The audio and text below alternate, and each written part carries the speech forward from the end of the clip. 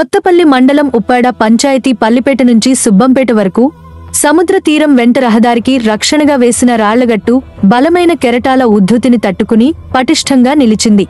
గత తుపాను సమయంలో రాకాసి అలలు ఉవ్వెత్తున ఎగసి రహదారిని ధ్వంసం చేయడమే కాకుండా 2 గ్రామాలను ముంచెత్తింది. దాంతో 46 లక్షలతో కూటమి ప్రభుత్వంలో ఉప ముఖ్యమంత్రి పవన్ కళ్యాణ్ గారు నిర్మించిన గట్టు ప్రస్తుత తుపాన్ సమయంలో పనికొచ్చింది. పల్లిపేట నుంచి సుబ్బంపేట వరకు ఉన్న రాయి ఎంబాంక్మెంట్ తుఫాన్ తీవ్రతను ధైర్యంగా ఎదుర్కొంది. దాంతో తీర ప్రాంతం, సమీప గ్రామాలు సురక్షితంగా నిలిచాయి. ఏది ఏమైనా ముందస్తు ఆలోచనలు, సరికొత్త ప్రణాళికలతో దూసుకుపోతున్న పవన్ కళ్యాణ్ గారిని శత్రువు అయినా సరే అభినందించాల్సిందే. ఉప్పాడ గ్రామస్తులు ఏమంటున్నారో చూద్దాం పదండి.